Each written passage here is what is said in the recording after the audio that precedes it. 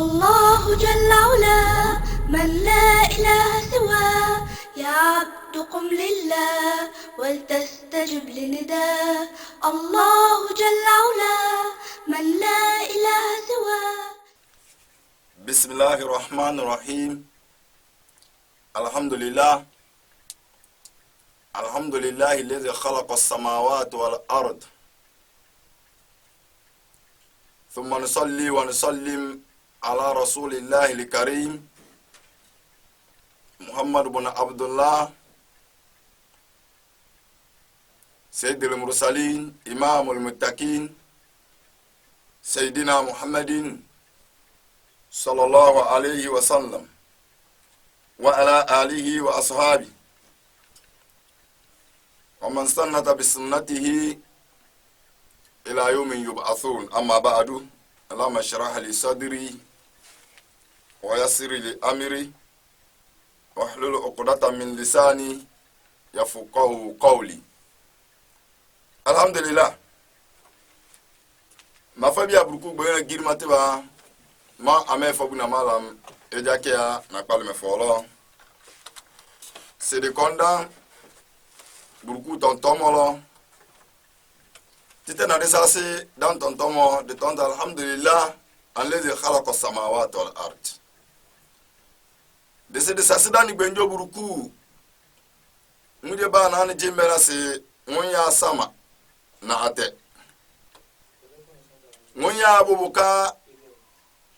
buye budan na fosina buruku ele de jimburuku girimai jama. thumma nusalli wa nusallim ala mab'uth rahmatan muhammad ibn abdullah. jama do adiya salatu difa dang bataruna mujabas muhammad bin abdullah bunana suburku ya rada burku amin cika tamatolo wa ala alihi wa ashabi. jama no dia me akpa of ami na sahabi sekwata o man tabi'ahum bi ihsanihim ila yawmi yub'athun. Mwe pata ofube annabi sunna no ololombo ye tome no ololonga ye tome ali redi ba duro sidumo burku yarada burku fe bwe gan dan loyi bwe aidu dan lo. jama burku wena girmataba ma tamase dita kondan le girman kalo kelo di mi burku ton tomo ame ambana me burku ele demi kayra tomore be ba me bena ba yambo se bukana bana boy jama de wadi buandul nyame annas ajinnas nasusu agba me na agba me muntika na agba du antintintinte munyo na ngeli ba mi burku tontomo muna ba tan ko palo le lana tanke be ba tomruku tomo yire die mana ko tomruku tomo faro be muna de dumega onlo mi ruku tontomo be muna nyanto shibure onlo de du radio ngam ruku tontomo. Allahu akbar. jama buka muna ngwa pana pata wa no bonse alfa au almajirimu ruku ile die bona mbakpa ama be namoro bengu nami bismillah a'udhu billahi minash shaitanir rajim sidi tomruku tontomo hey audience radio kaduru audience ko mbo finzi se ya otan lo mi bo o to bere na lingire nkofu bere nko mi buruku to ndi buruku besi jama buruku edi chiu na banamba akpa buruku nyado lola akpa kirikirima beba na ngile ba mi buruku tontomo kele de la dona burkulo jamais burku ton tomo alma dirisa na alfa sana tombelo agolu batu tu ma janwe batangile alma dirisa tomo msibe batangile alfa segun tomo burku edi chiu na jama enyanti bentane alma diri tomo si ona tome burku ton tomo lo ntangilo tomo na ya sara asara almajiri wansi nango akpana moyi munadi doli nango mpili doli mpili sahaba woleni nyebe nda sahaba woleni na ba tom fan mo mosime kay na tumure amajam na golba tutuma wallahi babe mi aluf almajiri jongon serebo bajingara mena babe mi alfa jongon serebo bajingara mena burko edu ciwo jama nko dina nguru tomo kiyama o yelem be bato bisi belon to ngomu jese o to charo dona burku tontomo andulu nyame oh Allahu akbar be burku to mesen milana tom bulo yu alache nse na nagati burku mu yo ya nse an tontomo lo ngoi burku tontomo lo tonse nga so yani Allahu akbar subhanallah jama burku yele de chem na burku wa tahsabunahu hayyinan wa huwa inda Allahi alazim ga nnate da agole mejam akpana ndo to mbu na oro fole na buka burku jam to ngbonga o mo bal ma jiri solo kan alfa solo ben to mate nsia be yebo burku be o to nsipata o bol mo non ka wazi bo sonnani bo ta ya yire ka tom o to ole muka nji arase na al ma jiri lo o to ngena alfa lo o to ngena jama burku eri ciu na bunandi agole burku eri ciu na bunan kazama na burku mata mati dilum kafiri se awdi tonse de mbabe ngame dante lum nan kamare buya di bena ba jama kala pata momo butewe di be di ton ama jama na ye didim ama di be le tonton mogumo buya pata bu labe jama ke pata amal babia balumba bu memo kakbina bana ka fusi bana ba jingara sesimme ka dimo burkun korobe diben solo ti burkun be la ay burkun korobe wata jingia jama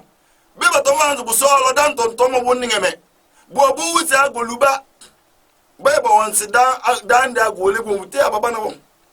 ababa na tutuma ba tubare be nton janza ban na ila ka gesi o go masha bi buru ye Allahu akbar mina bana na gena goma sha bi buru ye de buru ye bana disina bata bata yungu do ton fa be ya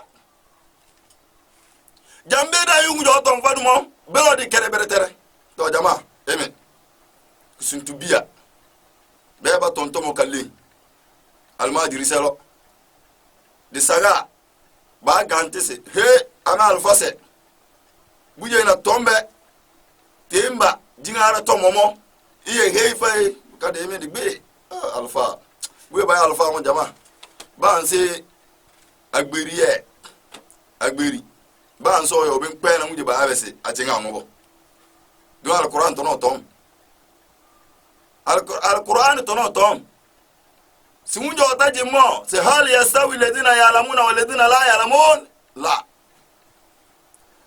simunjo jimbe buya baya ya kamata o tom o desimo na mujo otaji mpe ba adesi ya mo ba be dede ya se babe ye stawiyan babe ye bu be mesi we dede bulolo be bu ko komna lo dinase agolu baba roba tom ni ngata mesi ka foda alfa se aw almadir se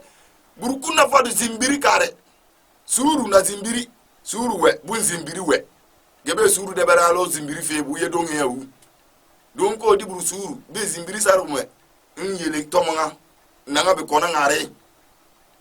bumbe almae bembe ngujo otaji mo sona na jinga ngo tonge ngata ya kamata sinna tombelo ota anyili solo alma dirseme alfa seme bata kpafai be kpafai bon be fe o change be labo nambo da ke yen fa na change apara sele jam whatsapp sele babu yen se nko five change mi na abo kojoi nsere sawe de tonjim Allahu akbar babu te na je dile ke yen fa change ka joi mo kawe na buruku ama be nkpa babu to na bela nwo se nyento bulo jamaa alfase almajirise be den ye wazi lo butile ngujo tachi mo agberi lo butile lo ta sanko lo na no lo ton fan ngare ka tebu na nge sanko be pafa ngare bude ka ke pafa nna be ko dede lo be pafa ngare alhamdulillah jama bulla be modi ton kaju almajiri sa jingir banke me mujo yobo tonsi demba dingara kan ka de didike mo alfa mo fe ama sibe agberi wo ton faro ama alfa se temba wona fe togome beninga te ba wona fe togome bulo be ju tons ba dingara sa tade ba ko sanga me oda bili tons amali bamba ko wona fe ba bili to mruku ton tomo bo ntana da ka oda be ha ntana oda be de la buruku edi chiu na de na nda goli domin de tombesi de wuli beti buruku se kata demo de wuli dalili se beno jingara ba di si bo ba di jingara be na beno de buruku ti mumben koro jinjin mani si mumben koro so man yushrik billah mujo yebe shirk o kerebe buru yosina buruku la gufrana lahu otanna koroto ba kuru ibo bo sibuna mina ba ben koroi be nan ju ndi bunan ka jingara ya ba wole ne si beno jingara boye bundu ndi bunan ka jingara ka se wume ani ngelo di koroni ba pa farko ba ben koroni bulo be waji be na ndi didi be nan be ndi bo yele nan mi burku tonton mo na alhamdulillah bu fosinena inam mina goluba ba ton jaina bambe ba ton na bujoro mina bono ba ton balana bulolo be de wazi dan jinge dan tomo bo bale ona tuna ba tom munsi mun tara alfase almajiri sai ba tan na jento bukangu ya jahiliya awwal marra fasi jahiliya ma gabe mo budiri to pata jahili na buruku sida almajiri sai ya tan jento bukangu ya tan jento batu mnyimili enam murubuna wantune almajiri murubuna mune bo konkare kasago gbele nalo kasago doli rajinse ko tonfa jama buruku kemme ma tonna jama bami na ummi be oko to almajiri se ya watanjento to bukabe yele ka gay otan na fo sere dere Allahu akbar jinto feolo pata jama Allahu akbar jan dan ka almajiri se janse de wanza na goluba mawe bede de yawazi lo me mun ka turuko dibe yo dibe mando na bo jinto dan won tuname na mendi na mesuru se de anabi tiuru ka yo dimo temba mo joro temba me ba fensi obaba janu na obaba ofajanu na mame ba fensi bu so desibe bulo bu fon bu suru na bu simbiri tojan dam ani fenga te to mejam ani joro atemba mejam ben to na tengo jansi de samo de jinsi de to na tengo no lu amalwato bata to na tengo na dungi bata to na tengo na ngajo ta jinyebo mbele mina soli mina ka wuli burkubo na wuya ba fendi ba amalba to me misi kanasi bilo ba ko soli na aw ka bele ni ka go alin konto almajiri bolo be to dango ndi punti na ko to ka faame wallahi dum baloro dango gowa bunne de kore nkamina ndulinya bumuje ko nkare bun ko tom be to ibo annabi tono tom sila tasubu an ashabi murumbe muro tumwe bata be mo ashabi semo sahabi semo daina kakeda la jam dante sahabi semo amanda tabi'in sa man tabi'in belo ba turu belo jama burku bena girmatiba dibuti na la kare nsidan se amo beri tom longeli turu ntawile nturu lon turu fatema aw akukuto me demi dedemi ben turu fatema gondi mi amandi ben papa ngare amadango ndi kotone nsibana ban se amo jama bola kare bodede ya akwana tonka so nsismia odini amaliba ngubonwa na iko tugume o pleton o malbaton tomo bataton wazi ngurute wazi do busati bana de do na heifa ka ton fangurusi kadi ton na tengo si be du jingarabo kadi ton na tengo alu kadi lun church mesi di bena ma mi jingare ja ibendi kebo ge ntana akwana jaili chidela ntana ba jaili chidela dreke batamina bo be mina di ilu di bena be dan ma dirse jorot hey temba ba bendi jingare ke bini bo bela bo ton oton tomo bu ebu pele mesi di obele ton hey bana gona ba bana go ya agbentia togome bata ya gbengana bo obele ton fado na don de be di lundi ya mena de president gbengana na ama de time na ba de gindi ba nwe ya agbentia togome je tengo ya agbentia amalba ngo ya agbentia benote ya agbentia amma se ba na ni ntombuje oyobo desina osare da malama madan to ndamo akalese amesi ibedi temba jingare beye benobo ya se dama amma bendu mo se benote kalem awa tengo kayale si yelente to mo ai de teme na boye dama ama nwo sulu nwe osulube temba ware no yu kadi ba jingare lo no wele dansi be se bana we bana agbenti se ya togume bolo ba apeli le basan almajiri se be di ton se diba jingare bo ba apeli basando mama chi jamba dana dia branka bana dia to jama burko le dijim be jento tata akwana mena boko bololo mena watu anebi de mena yeso da ngonjam amada mbunti na fa amengo na jento burku ile dijim jama buya burku na ngale benado bu medo fa de tomba berina burku kororo simia de tonnado na nganje ware di tulfado na burku kelesito tujo kebe imani ton tomome ba nani yu imani ba bana o imani bo mi wazi ba ka wusi ba ba di tugodela obelle ka to almajiri jem imani ba kwata danse bela bo ba kwata yere na Allahu akbar burku ele baje na burku be ba ta danse imani ba ben to ngana bo ali muje ko to almajiri se tangento almajiri no tan o jinto waro o ke agberi gala mili se almajiri domo ofita odo na agberi lu won fosi burku buko otaji ruku ibo otaji nsujudi bo otaji nsare bo se almajiri domo ke agberi to ngana ni burku ele deje jamani yodi to tudo sa anafi wa darru beba anafi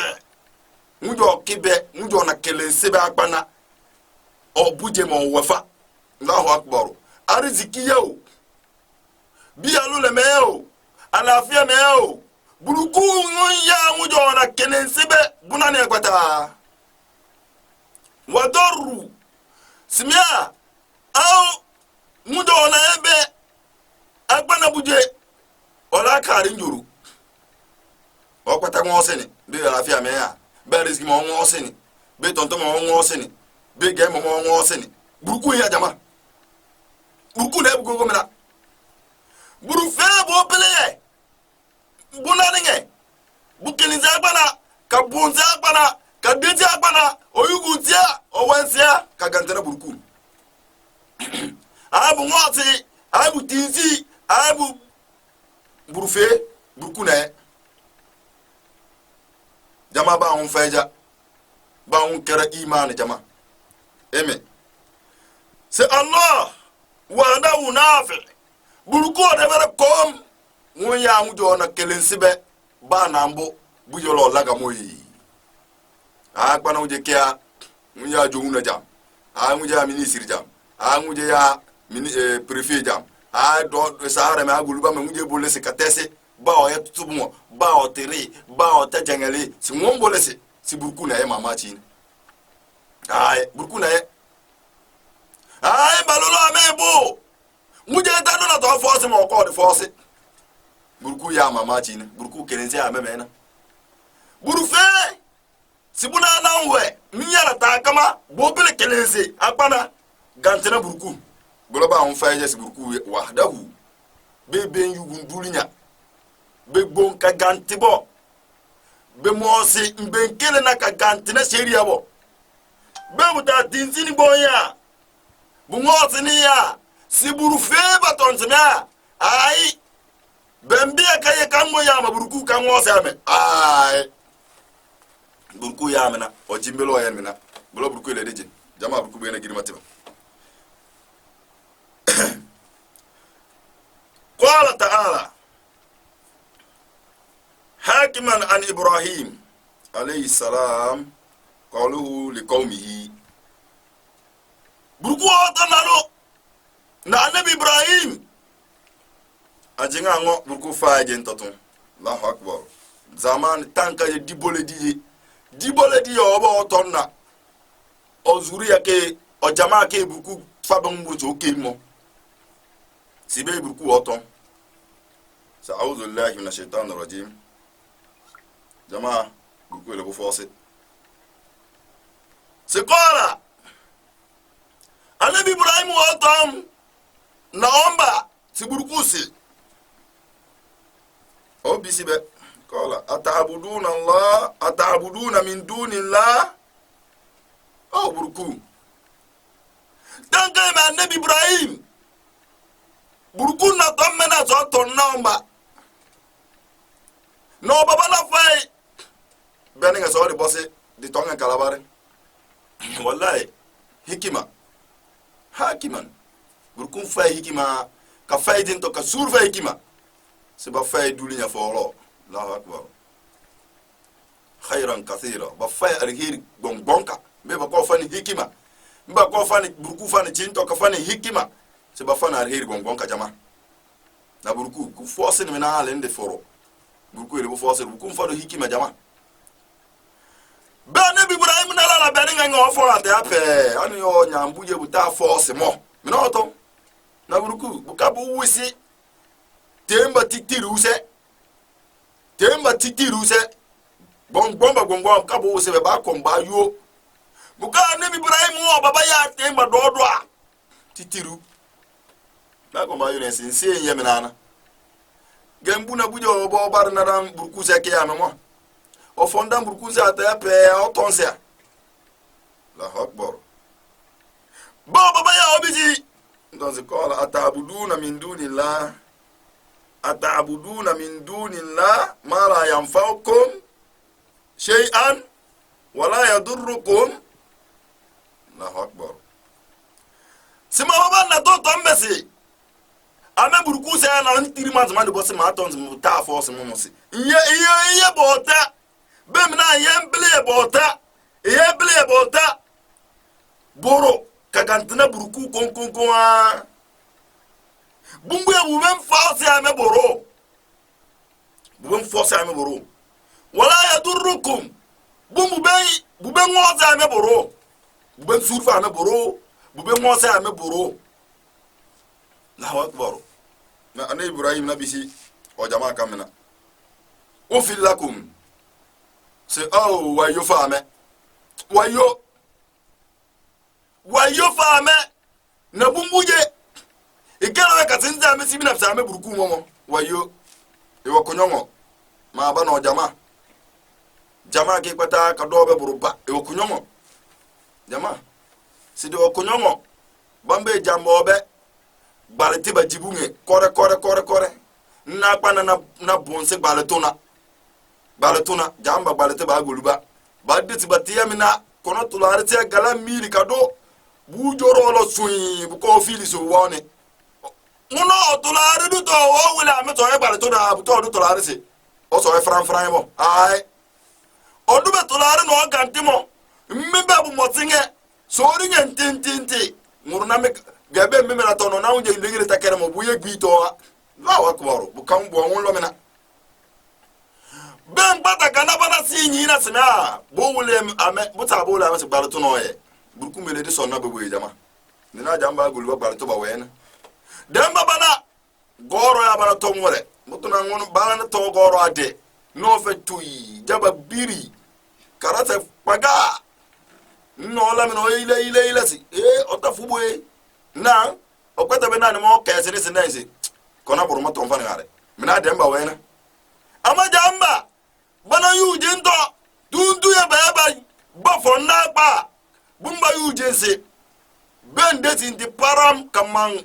jaba lolonka au bazem fayanka ba kono tulare ka porebulo buje digbere kem juro betere buye jamba na fonna zamana bin naminara butuna na wulotise mun ya burku atenka Allahu akbar ntana ota te sa dum kabo burku atenka Allah akbar ko de barakom ilahan wahidun wa nahnu lahu mukhlisun burku de barakom jama amma bara lese bate sama ya tense mina jamba wen Allahu akbar so wayo buye kafamu yabata ufin lakum walima ta'buduna min dunillah afala ta'qilun Allahu akbar sibo wayo kafamu jo ebo fu balituna kele burku folo o sin balituna na melensi tubu tiba na melensi sibo wayo kafamu tuna muna wakwana muna makba jaatelo bum mina me do fa Allahu akbar mina me ba ofa na burku te do fa wo burku ni tsiru ma jama de tabare tabo burku wele dan ko koron balela te se simbo burku ban se bu fusa pa no duli nyame kawya be o ari zikibarani o na rufuta ne lula tomo o burku mbele de tale burku atenda se njamo ma ga akpana nsimam ojumelensime kele qur'an komo kele kiyama leli komo inna lillahi wa inna ilayhi raji'un burku eri ciwo jama na burku to mena me jan zama wena kutili binati na burku buko jinga jofa ko jinde ko borebe buko bore to de la fakta na mfani na burku be ku ko fulo ware je bumbudi tal yoma tubula sarairu ire to ko bare Allahu akbar jama burku ele deje so da siri yoma tubula sarairu we jama na unja na bombe tibinati dan tanabo dan ya kukuse bukadila ke mbora bena bina ngana lifani momo si be fisa ka dosibo be fisa ka sonsina bo yoma tubula sarairu bunande ire na kon be butalle sini yi dunya ye katase bolisin la ka katase jama na se o ku jama wena ba kpala fani nyemo bu fen waku bu lere bu sare tono ba ton si dilumbela oh jama yente jama bwana do di yano to wayo kafangu do na simbe boruba kafangu do na fube bembesete ba te ba le fam gefam bume gefam adulinya nsi ese boye nsi ebuma we anu wana amade ama opele ko charme ani matayulo le ani tena abotomo si wayo fane njun simburuba afata ufil lakum walima ta'buduna min dunillah afala ta'qilun jama ina ma ta alquran na tubedwa ina alquran na tubebe wallahi alquran tudangugu amma buti dangugu na burku alquran be ka godo da afala ta'qilun sibe na tan la karse ya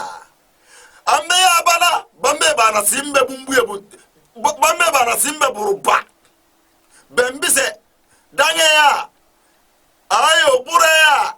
ayo akagara balbiya ayo do kurbiya nzinzi stinge ya ayo nanye muje muruto wana nguna ya na burkuya balatuna nguna na nasi se wayo na burku se la karfi lona na burkuya bana ma qal qur'an afala ta'qilun be mina itanna la karse ya iseri timia ani ya sama ani ya ate ani ya nena ani ya Allahu akbar o ya ani ya akpana mkabunti du nena ina lila nena ngambe butebu kon gambo mbe nange jama selemo akpana bele ya akpana kadu selemo bombo ole baba be butebu kini telase na ngwibo jama bo ole baba nena na li biri nti lenga we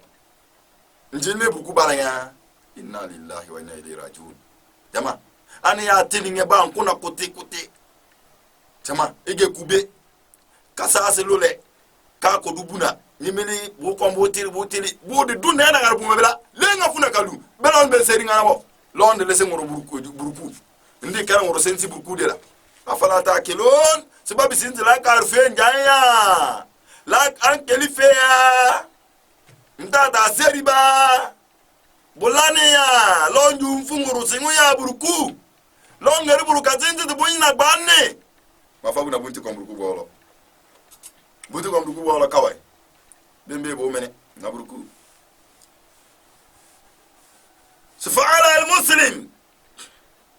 fa'ala al-muslim ayuminu bi rububiyyati llah jamaa si buyetilasi muje baabe sa amale batmo oya imani na burukuwe odabara kom otamuru ba mesena wo na buruku sin yabi imani na kawa infense na buruku bembe bokanani Allahu akbar wa ta'arafu Allah kajimburuku بعظيم وفضله كجمركو تالتو نكا كلنسيتو نبركو وإحسانه نودلي بركو دي إن الله جميل يحب جمال من أول حديث نتنفرون بركو دي يا جماعة جميل يحب الجمال الله أكبر بركو دي فاين otanna tetese otanna yere otanna ninimo bon so labi so la deli ola buje budebe ola be ba debe bambe de ajama nju ondo be buruku de bere kom ba ko fo tesi burukunya ba ko mo fa burukunya ba le lum o lengere me buna me burukunya na buruku ba wo koro lo do buruku si buruku la ga kina unje ndebe mamma tula harisa nyangberem jiro na yo sibina pelo na buruku igbepere kem simunjo obe koro karate paga so fulu ma obe kuta fulu ya amma buruku yi odogo debere kom so odega kina unje njosebe mamma tula harisa maranane jiro maranane bukanta do buruku debere ko won dance agba buruku bo simunje de kakene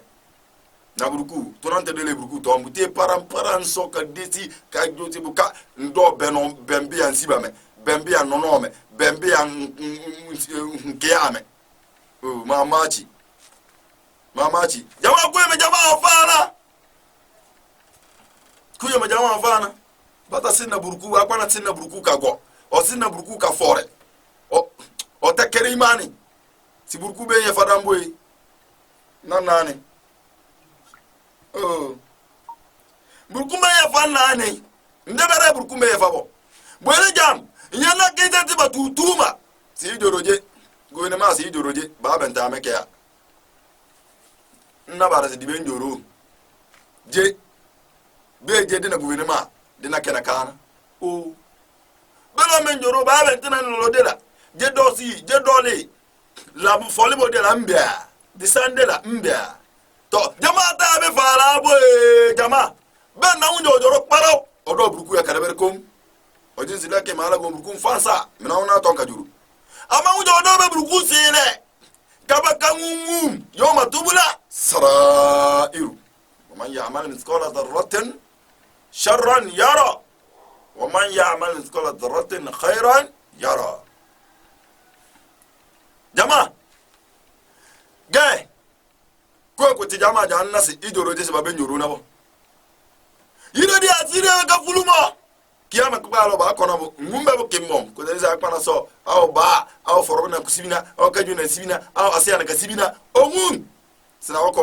oyubina oyukia na wa akbar kasunzi alquran lo kasunzi kiyama leilo kasunzi buruko de bere kom nguyo tibe boro nguyo tibe kiyama leili nguyo tibe alquran usunzi bunalo نبركو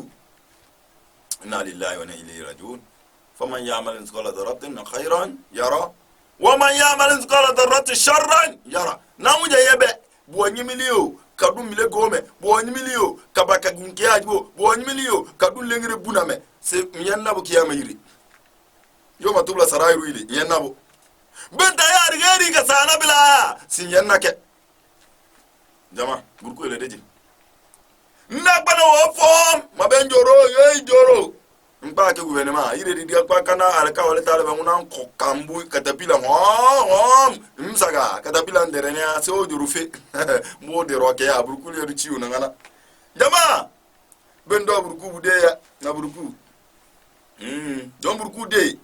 so wa isani na burku dele na ngondo na bude na burku ni burku da lafiya yi fa ya budu kama yuhibbu ta'ala wa yardo. Allahu akbar. Bukan do burku bufusi ke burku bota bufusi nti burku lagabe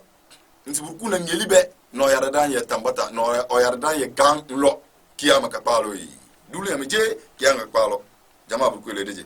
so da siri jama na barda fawi emi fawi kisso burku le deje don do kambu butugu na sodonge tiba beba kabe jama mo bute jamba sa sodonge mo do deya do dunia to annabi ba hu zamani sodonge ti saga to danka annabi ka zamani kajo sabena sodonge tiba we kala nza abu jahili abillahabi na karuna kakere kala sodonge tiba beba kabe annabi badana batela annabi femo Allahu akbar to kagere ka konjamme amabe baba sudunga tiba nabi wari jamme dan tabi'in so man tabi'in wari dan na jam amaya bambaje be mi burku ton to mai ton sebabe tom ito alfase ito almadirse bay le yenge na ngelibe amego ina burku le sero ameme agole bande aditiri bande burku le sero me jama to demba be basabana nabi Ibrahim عليه الصلاة والسلام إمي مفاوي سأعوذ بالله من الشيطان الرجيم ألم ترى إلى الذي هاج سمع إمي فاوية بمنا إتامي بمبي بفهمنا النبي إبراهيم ده بسؤالون سمجة ده سنمرود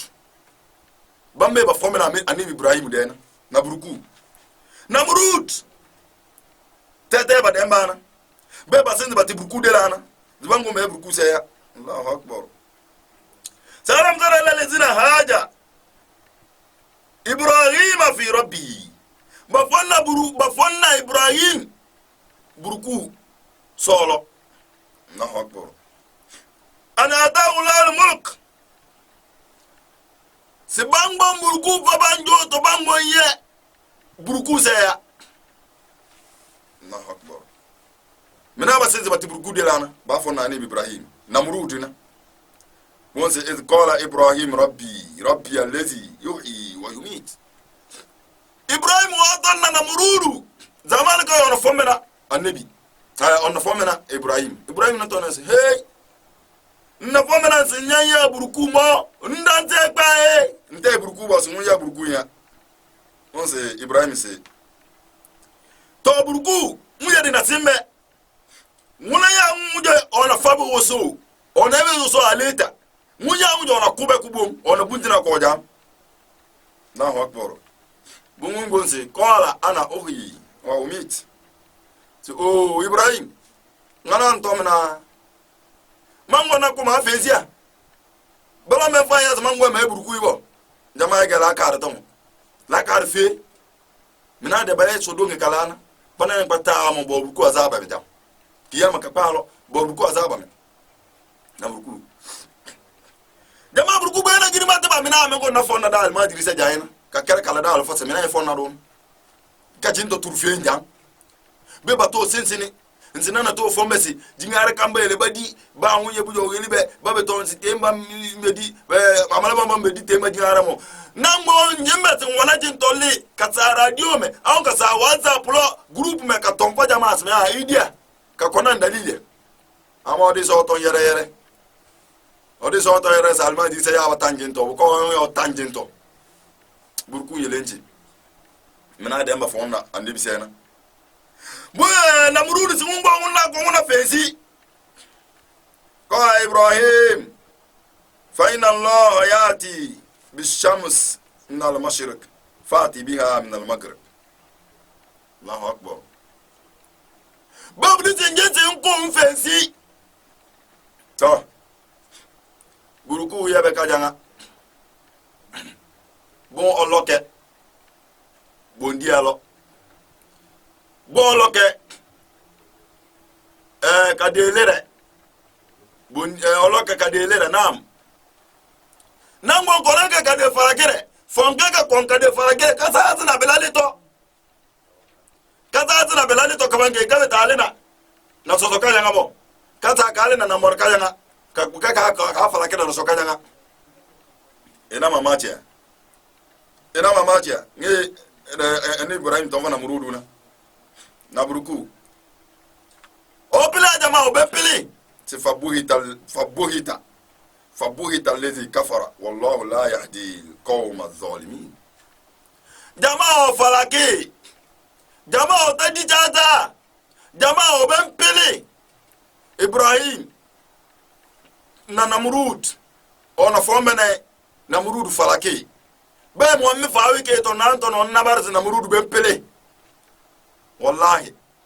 simbona ko na fensi mo tin se ko fensi Ibrahim bisi jamaa bokasa agba balengeli yo agba balengeli tomo osambe ka barake